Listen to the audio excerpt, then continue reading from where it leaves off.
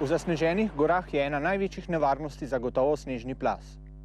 Za učinkovito zaščito pred njim je pomembna izurjenost, opremljenost in predvsem pravilna ocena nevarnosti snežnih plazov. Poleg omenjenih dejavnikov pa na varnost vplivajo tudi vreme, teren, kakovost snega, debelina snežne odeje in človek sam. Z oceno nevarnosti snežnih plazov se srečamo vsaj 3-krat. Najprej doma med pripravami, nato ob prihodu na območje ture in tretjič na mikrolokaciji, ko ocenjujemo posamezna pobočja.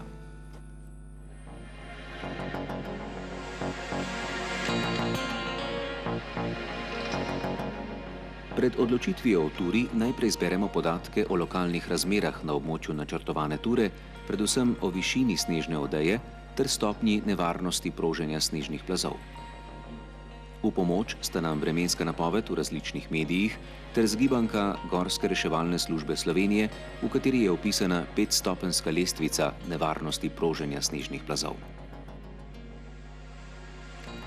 Kakšno vreme in razmere lahko pričakujemo, razberemo iz vremenske napovedi, v kateri smo pozorni na obseg in vrsto padavin, temperaturo ter smer in hitrost vetra. Po odločitvi za izbrano turo sledi preučevanje terena na topografski karti, fotografijah in v različnih vodnikih, da natančneje spoznamo teren in določimo plazovita območja. Na topografsko karto rišemo smer vzpona in spusta, kar nam bo koristilo tudi na terenu, če nas zagrne megla. Zelo pomembna je tudi odločitev o številu udeležencev ture, pri čemer upoštevamo tudi njihovo znanje, psihofizično pripravljenost, disciplino, vedenje v stresnih situacijah ter opremljenost. Naj ne bo odveč opozorilo, da se v zasnežene gore ne odpravljajmo sami.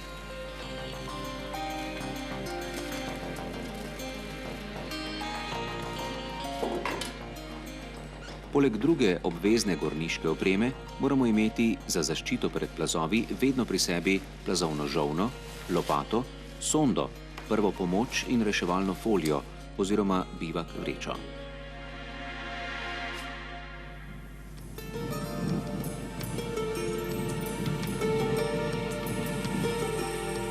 Teren vpliva na nevarnost proženja plazov z razgibanostjo, poraščenostjo in naklonino.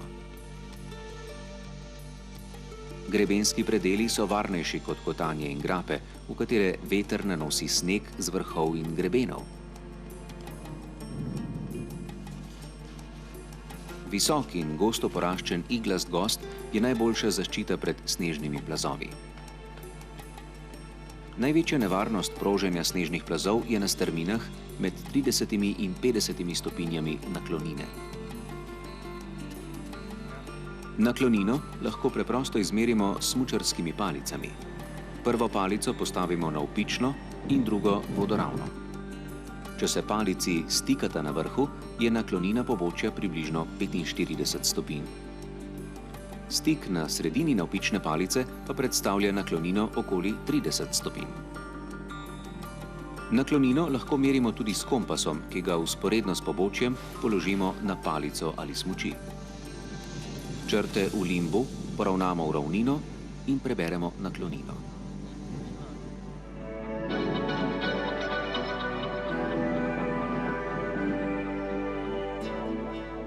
V brezvetrju in ob dobro sprijeti snežni podlagi se v gore ne odpravljamo, če zapade več kot 30 cm novega snega. Ob močnem vetru in nizkih temperaturah je ta meja že med 10 in 20 cm novozapadlega snega. Snežna odeja se na prisojnih pobočjih hitreje stabilizira, zato so ta pobočja tudi prej varna. Klože, zameti in opasti se pojavljajo v zatišnih legah, kamor veter odlaga sneg. To so predvsem grebeni, sedla, grape, žlebovi, skoki in podobno.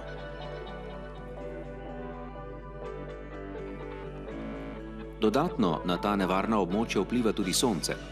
Če na primer v jasnem vremenu piha jug, je nevarnost plazov največja na severnih pobočjih in najmanjša na južnih. Ob zahodniku je nevarnost največja na severovzhodnih pobočjih in najmanjša na jugozahodnih. Zavedati se moramo, da v zasneženih gorah popolne varnosti ne moremo zagotoviti. Z dobro in kvalitetno pripravo pa lahko zagotovimo večjo varnost in močno zmanjšamo tveganje.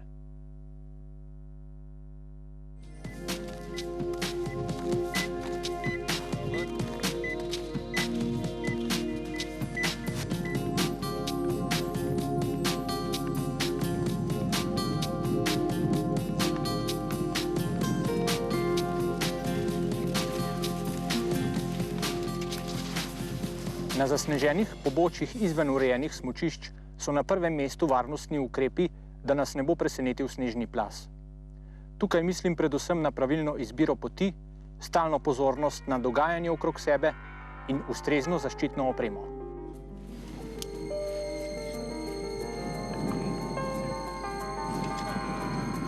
Na izhodišču si pod vrhnji sloj oblačil namestimo plazovno žolno in jo vklopimo na oddajanje, vodja skupine pa pred odhodom pri vsakem gorniku preveri njeno delovanje, eden od članov skupine pa tudi vodji. Žolno moramo nositi do konca ture in jo snamemo šele takrat, ko ni nikakršne nevarnosti za snežni plaz. Na turi nenehno ocenjujemo nevarnost plazov in sicer s pozornim opazovanjem okolice, stanja snežne odeje, s pregledom snežnega profila in preizkusom trdnosti snežne odeje. Ugotovitve nam pomagajo pri odločitvi o smeri in načinu gibanja. Slaba vidljivost v megli in ponoči pomeni na plazovitem območju dodatno nevarnost, saj nimamo pregleda nad situacijo. V takih razmerah se odpravimo na turo le, če je res nujno in smo odlični poznavalci terena.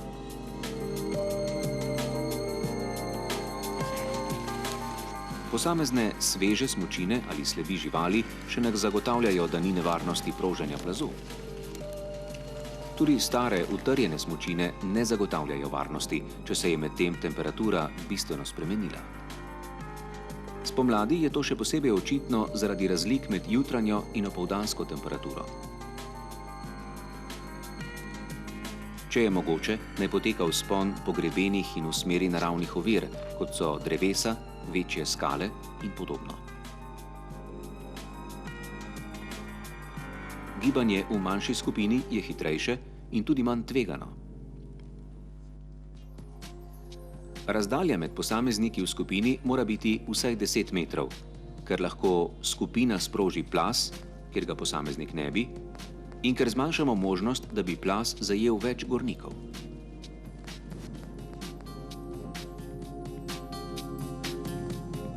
Na pobočjih, na katerih je možnost proženja plazu, snamemo smuči in se odpravimo naravnost navzgor ob robu nevarnega območja.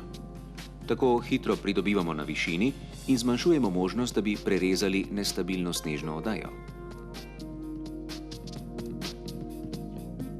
Pred začetkom prečenja nevarnih predelov se čim topleje oblečemo, zadrge zapremo do konca, nataknemo rokavice, preko dihal potegnemo ovratnik ali zavežemo ruto, se pokrijemo s kapuco in si nataknemo očala. Na smučeh odpnemo varnostne vezi in na nahrbtniku bočni pas. Z rok snamemo zanke smučarskih palic ter iz žepov odstranimo vse ostre predmete.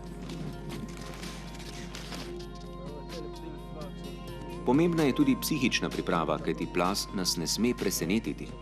Že vnaprej si skušamo zamisliti, kako bomo ravnali v nevarnosti. V skupini obvezno določimo opazovalca, ki nas bo opozoril v primeru nevarnosti. Nevarne predele prečimo čim višje, na primer tik pod skalno steno.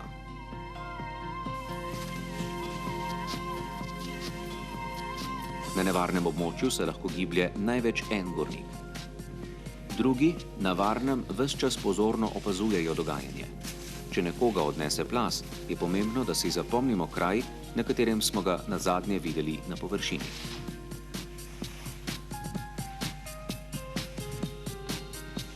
Da bomo lažje zaznali nevarnost snežnih plazov, upoštevajmo tudi tako imenovano pravilo 3N. Naklonino, nadmorsko višino in nebesno orientacijo. Nevarnost za plaz obstaja, če se v bližini na pobočju z enako naklonino isto nadmorsko višino in nebesno orientacijo, že prožijo plazovi.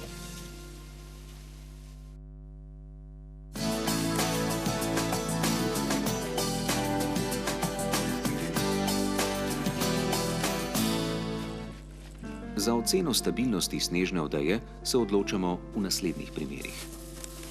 Če je pobočje, ki ga nameravamo prečiti, sumljivo, če ocena nevarnosti na podlagi drugih podatkov ne zadošča, če želimo dobiti za odločitev da ali ne odločilno zadnjo informacijo, če želimo s stalnim pregledom snežne odeje zagotoviti varnost na smučiščih ali drugih območjih, kjer pričakujemo večje število ljudi, ter za izobraževanje in usposabljanje. Ob vsakem preizkusu stabilnosti seveda upoštevamo tudi druge elemente, kot so naklon, struktura tal, temperatura, veter in tako naprej. Oceno stabilnosti snežne odeje dobimo s pomočjo snežnega profila, norveške metode, švicarske metode z drsnim blokom ter testa z lopato.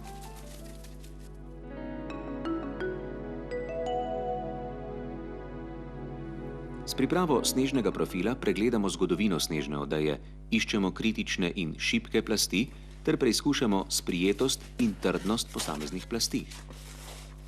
V sneg izkopljemo navpično luknjo, največ do globine 1,5 metra. Do te globine je skritih 98% šibkih plasti in klož.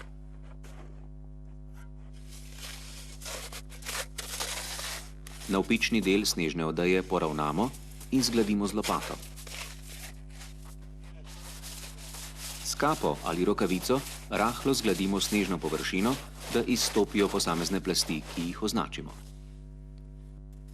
Pozorni smo na sosednje plasti, ki se v trdoti najbolj razlikujejo, na primer na mehko plast na ledeni podlagi ali plast plovnega snega med dvema tršima plastema. Sledi določanje trdote posameznih plasti. V vsako plast skušamo poriniti pest, 4 prste, 1 prst, svinčnik in nož.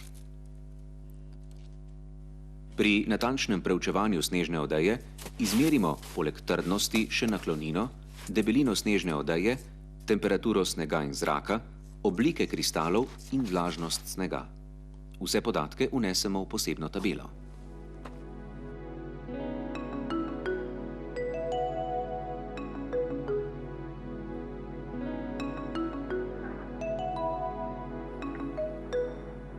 Z norveško metodo preizkusimo drsnost kritičnih plasti v sprijeti snežni odeji. Po pripravi snežnega profila z lopato pravokotno na pobočje odrežemo spodnjo stranico.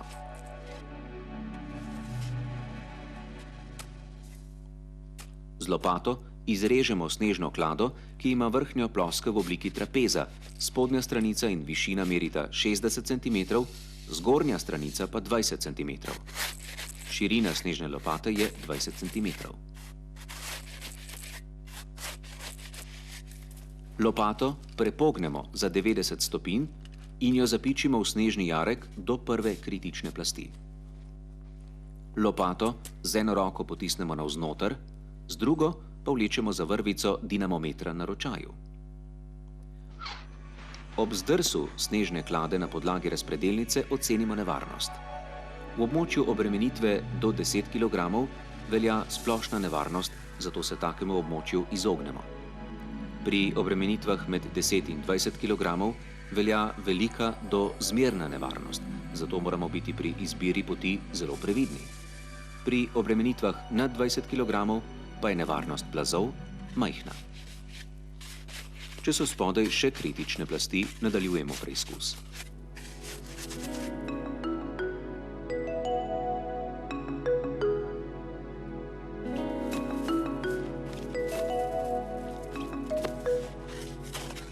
Pri preizkusu s snežno klado oziroma švicarsko metodo zajamemo predvsem in nato še 2 brez smuči na nogah. Ob zdrsu klade smo v teh primerih še posebej previdni, kajti največ nesreč se zgodi prav v območju 2. in 3. stopnje.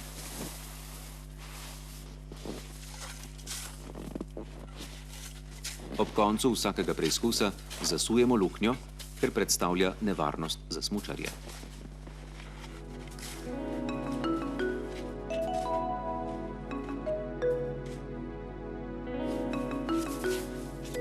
Test z lopato je le prva informacija o sprijetosti oziroma sipkosti plasti snežne odeje in ne zadostuje za dokončno odločitev. Naprimer, sprijeta plast na nesprijeti podlagi je prvi namig, da bo potreben podroben pregled snežne odeje. Na lopato naložimo snežni blok, ki meri 20 x 20 cm in ga rahlo stresemo gor in dol. Pri vseh metodah se srečamo z omejitvami, ki jih upoštevamo pri oceni nevarnosti za snežni plaz. Za celotno pobočje je z enim preizkusom nemogoče natančno določiti stopnjo stabilnosti snežne odeje. Nikoli ne moremo z gotovostjo vedeti, ali testiramo stabilno točko na labilnem pobočju ali na labilni točki stabilno pobočje.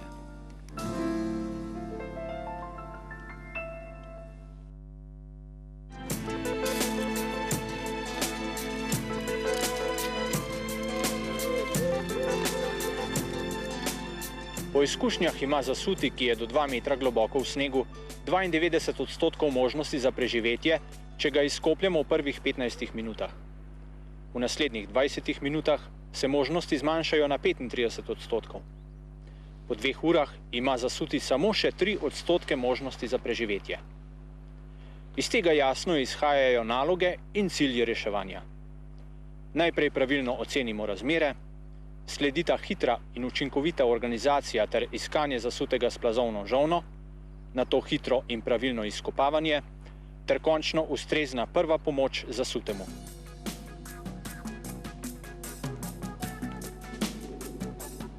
Že med plazenjem z natančnim opazovanjem dogajanja čim bolj realno ocenimo situacijo. Kljub prvemu šoku skušajmo reagirati mirno, brez panike in ugotoviti ključne točke nesreče. Uroš! Najprej se preštejemo in ugotovimo, koliko ljudi je zasulo. Nato ugotovimo, kje je zasutega zajel plaz in kje smo ga nazadnje videli. Točki zajetja in zasutja označimo s smučarsko palico in smučmi. Preglejmo, kako je tekla plazovina, določimo smer in spremembo smeri ob večjih ovirah, kot so skale in drevesa. V oceni tovariške pomoči si odgovorimo na naslednje vprašanje. Na katerem območju je najverjetneje zasuti, to je začetno območje iskanja. Kolikšna je nevarnost ponovnega plazu? Ali je zasuti opremljen s plazovno žolno? Kakšno opremo imamo, koliko reševalcev in kako so izurjeni? Kakšno taktiko iskanja bomo izbrali, ter kdo bo vodil reševanje?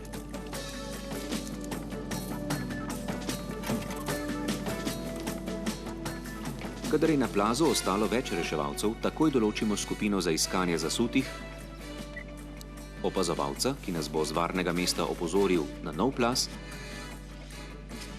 ter nekoga, ki skuša obvestiti reševalce.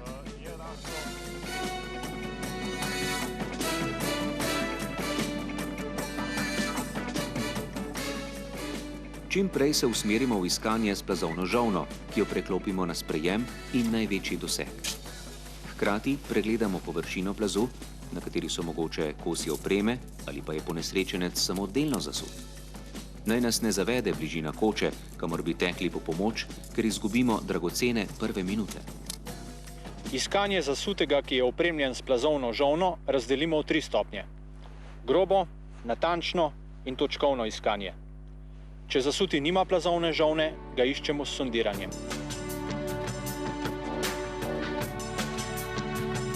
Na začetnem območju iščemo v medsebojni razdalji 10 do 20 metrov ter do 10 metrov od roba plazu.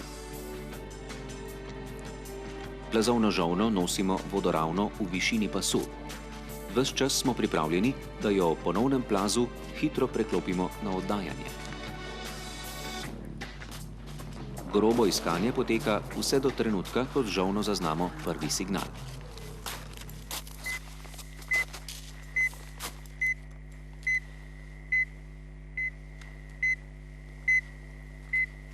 digitalnim modelom plazovne žolne nadaljujemo iskanje v smeri, v kateri se zvočni signal povečuje. Na zaslonu se izpisuje približna razdalja do zasutega, sledimo torej smeri, v kateri se ta razdalja zmanjšuje. Ko pridemo v območje oddaljeno 2 metra od zasutega, preidemo na točkovno iskanje.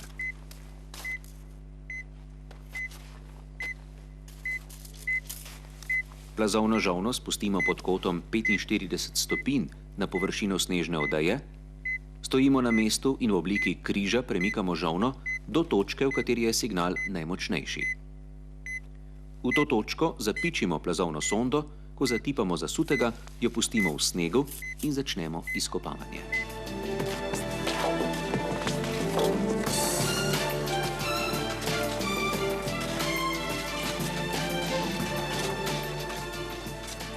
Kopati nikoli ne začnemo ob sondi navpično nad zasutim. Nekoliko nižje izkopljemo jašek, nato pa kopljemo vodo ravno proti sondi do zasutega.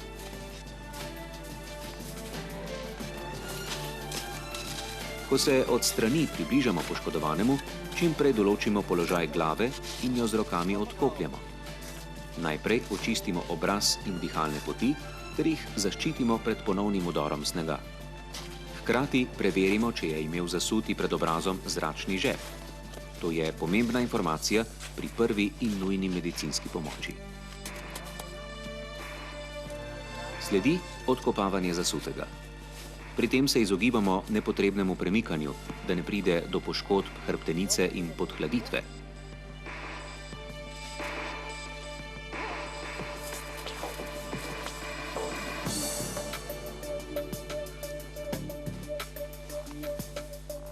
Z zasutim ravnamo skladno s pravili prve in nujne medicinske pomoči.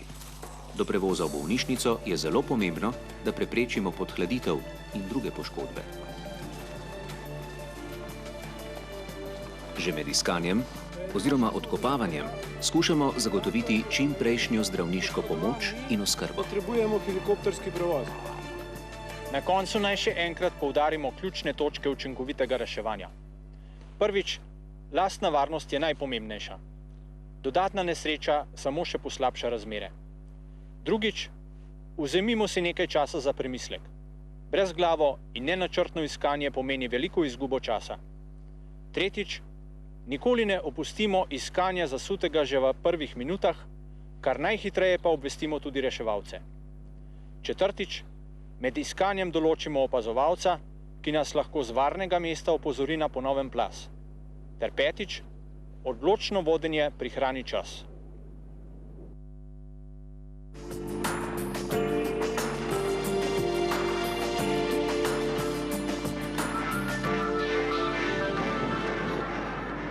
Organizirano reševanje je običajno delo izurjenih reševalcev, pri katerem so pomembni voditeljske sposobnosti, tehnična izurjenost, opremljenost in kratek odzivni čas. Bistvena značilnost reševalnih akcij v snežnih plazovih je namreč stalno pomanjkanje časa. Dodatne ovire so neugodne snežne, terenske in vremenske razmere ter kratek dan. Iz metodično-didaktičnih razlogov razdelimo organizirano reševalno akcijo v 4 faze, čeprav se posamezne med seboj prekrivajo. To so alarmiranje, začetna faza in faza razširitve ter faza postavitve celotnega sistema reševanja. Vsaka reševalna akcija se začne s prejemom sporočila o nesreči.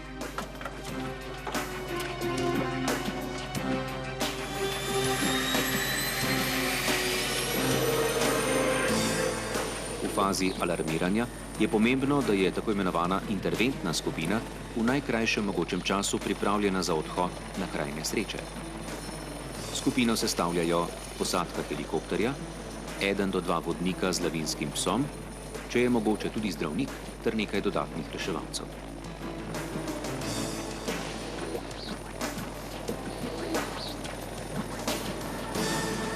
V začetni fazi, ki traja največ 1 uro po obvestilu o nesreči, so bistvene naloge interventne skupine, da skrbi za svojo varnost, da kar najhitreje pride na kraj nesreče in začne iskanje zasutih in da pridobi dodatne informacije in obvešča bazo. Zasute iščemo z vsemi razpoložljivimi sredstvi.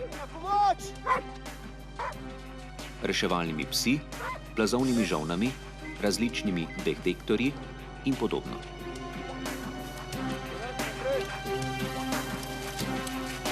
V fazi razširitve, ki traja do 2 uri po obvestilu, z dodatnim moštvom opravimo vsaj eno grobo sondiranje plazovine.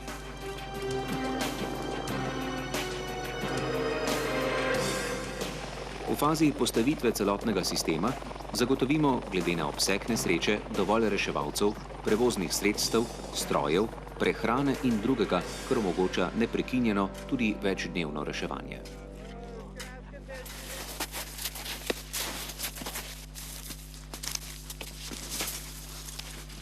Levo. Na desno poravnaj. Vse. Uspeh pri sistematičnem sondiranju je odvisen predvsem od kakovostnega vodenja, discipline in izurjenosti reševalnega moštva. Pred začetkom sondiranja vodja pove natančna navodila za sondiranje in postopke v izrednih razmerah. Korak naprej. Hodi. Posamezno moštvo za sondiranje sestavlja 8 do 22 reševalcev. Zaradi stalne velike zbranosti je priporočljivo, da je moštvo na plazu največ 1 uro. Hodi. Sondo praviloma prijemamo samo z rokavicami, da preprečimo njeno zaledenitev. Izjema je sondiranje v zelo toplem vremenu. Hodi. Sondo na ukaz vedno zapičimo navpično do določene globine, jo izvlečemo in čakamo na naslednje povelje. Korak naprej. Skupini za sondiranje sledi v razdalji približno 5 metrov eden ali več reševalcev z lopato in dodatno sondo. Lopato! Ja! Ob sumu najdbe zasutega ali kosa opreme, reševalec spusti sondo zapičeno v snegu in pokliče drugega z lopato. Ta mu izroči novo sondo, tako da se sondiranje nemoteno nadaljuje, sam pa začne izkopavanje. Korak naprej. Ob proženju ponovnega plazu opazovalec druge glasno opozori na nevarnost. Pazi ples! Skrajno levi, desni in srednji reševalec pustijo sonde v snegu ter se hitro umaknejo v vnaprej dogovorjeni smeri. Tudi pri zamenjavi posameznika ali celega moštva sonde ostanejo zapičene v snegu. Od časa do časa reševalci preverijo, če so navojni stiki sond dovolj zategnjeni.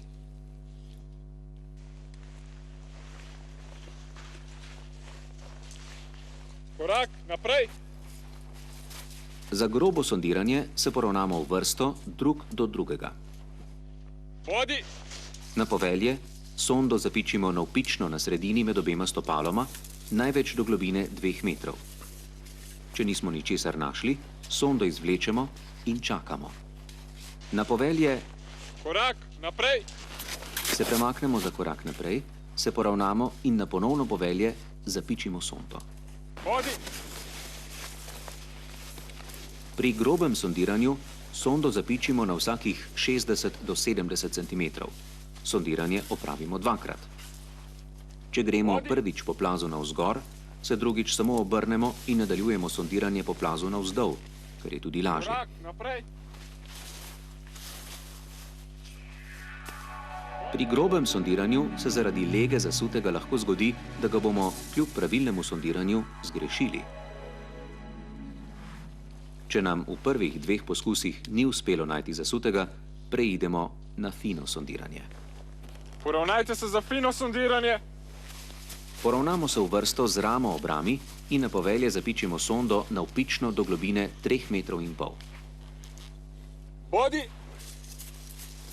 Sondo zapičimo na vsakih 25 cm, najprej ob konici levega stopala, nato na sredini med stopaloma in na koncu še ob desnem stopalu, jo izvlečemo in čakamo. Naprej.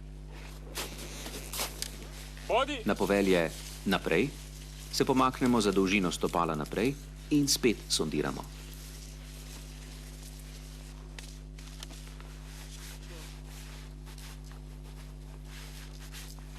Za sondiranje je nujno predhodno usposabljanje, da pridobimo občutek, ko s sondo naletimo na določen predmet.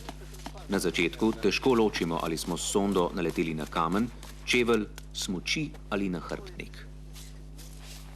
Za urjenje izkopljemo luknjo, v katero položimo kose opreme in jih nato tipamo s sondo. Ko naletimo na predmet, ga skušamo prepoznati. Po zimi je snežni plaz zagotovo najbolj grozeča in neobvladljiva nevarnost. Pri odločanju za odhod v zasnežene gore skušajmo kar najbolj upoštevati 4 varnostne ukrepe, s katerimi zmanjšamo tveganje. Če je le mogoče, se izognimo nevarnosti z ustrezno izbiro poti, s pravočasno prekinitvijo ture ali pa se v gore sploh ne odpravimo. V gorah vedno ukrepamo tako, da bomo čim manj časa izpostavljeni nevarnosti. Vedno uporabljajmo predpisano zaščitno opremo, hojo prilagajajmo razmeram na terenu in stopnji nevarnosti.